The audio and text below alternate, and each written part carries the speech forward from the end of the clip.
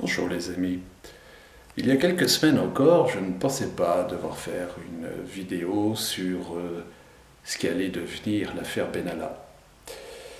Force est de constater que depuis quelques semaines, cette simple affaire, cette simple embrouille d'un nervi de l'État qui outrepasse ses droits est devenue carrément une histoire à rebondissements et des rebondissements de plus en plus glauques.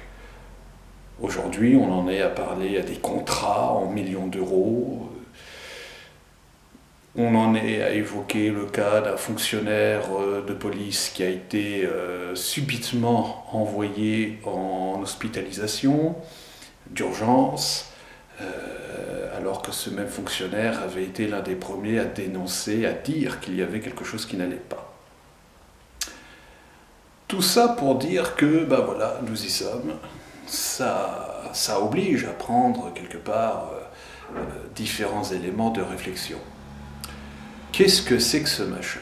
Qu'est-ce que l'affaire Benalla cache réellement? Parce que c'est quand même fort. Une barbouze de l'État de 26 ans qui arrive à passer au travers plein de choses-trappes juridiques, même si la justice est officiellement chargé de définir ce qui s'est exactement passé. Une barbouze de l'État qui se permet de dire merde, il n'y a pas d'autre mot, à des sénateurs.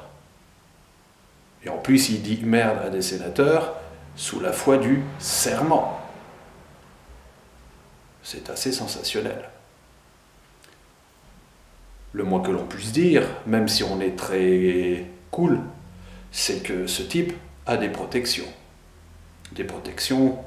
très haut placées. Des protections qui auraient été bien inspirées de le laisser tomber, mais qui ne le font pas. Ce qui prête encore sujet à une extrême caution, parce qu'à ce moment-là, on peut tout interpréter. On peut même dire que le barbouze en question a des moyens de pression sur des gens très haut placés dans l'État. Alors, est-ce pour autant un travers propre à la Ve République? Pas du tout. Ceux qui disent ça seraient bien inspirés de fouiller dans les poubelles de l'histoire. Ils se rendraient compte que, finalement, dans la Ve République, il y a peut-être des scandales retentissants, mais on n'en est pas à un scandale politico-financier tous les 6 mois, comme il y a eu dans les années 1930, au temps glorieux de la Troisième République. Bien entendu, tout ceci est ironique. Donc tout ça pour dire que Benalla est de plus en plus un symbole de tous les travers d'un certain type de pouvoir, un pouvoir qui, depuis une quarantaine d'années, se nourrit de personnages glauques qui ne sont pas au service de l'État, qui ne sont pas au service de la République, mais qui, au contraire, se servent de la République, se servent de l'État. Et on arrive à un pays qui verse de plus en plus dans l'absurde. Cet absurde, quel est-il? C'est quand même extraordinaire. Vous êtes gilet jaune, vous vous faites pincer parce que vous détenez sur vous un masque ou une paire de lunettes de natation pour vous protéger des fumigènes.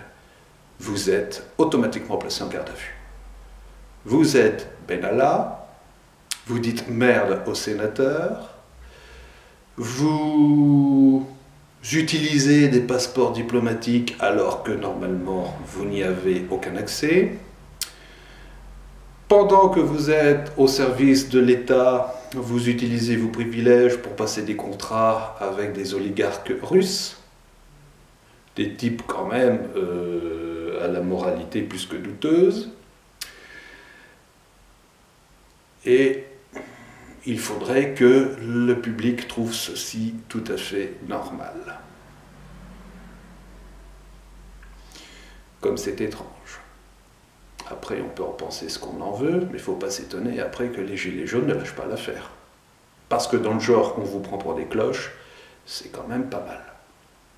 De même que sont pas mal les leçons de morale d'autres personnages, plus officiels ceux-là, comme un certain président d'Assemblée nationale, qui a lui aussi quelques casseroles que la justice a essayé de couvrir.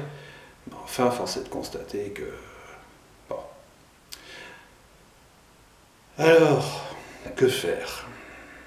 Une vaste question, d'autant plus que se profile une question de fond beaucoup plus fondamentale.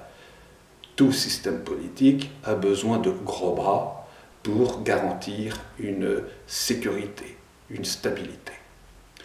Et c'est peut-être même là un paradoxe, parce que finalement, une démocratie, comme elle est beaucoup plus ouverte à tous les risques de menaces, elle a peut-être encore plus besoin d'un système opaque, avec des gros bras, qui sont en mesure d'assumer des missions un petit peu spéciales. Par l'absurde, vous avez un excellent exemple avec les films de Tom Cruise, Mission Impossible, ou les Kingsman. Le cinéma sait exploiter ces choses-là, sans compter le must en la matière 007, qui fait partie des services secrets, mais qui quand même s'occupe de pas mal de sales boulot. Donc ça, c'est peut-être pas tellement ça qui est en cause, parce que finalement on applique les principes édictés par Machiavel dans Le Prince. Ce qui est en cause, c'est, je l'ai dit précédemment, ces types qui, ivres de leur petit pouvoir, ivres de leurs petits privilèges, pètent les plombs et se servent des moyens mis à leur disposition par la République pour s'octroyer des compensations au détriment de la dite République. Je vous rappelle quand même que la République, c'est vous, c'est moi, c'est nous. Donc voici en vrac quelques arguments, quelques pensées sur l'affaire Benalla, dans la mesure du possible le plus objectif. Maintenant, à vous de voir, à vous de vous positionner, et surtout n'oubliez pas, abonnez-vous.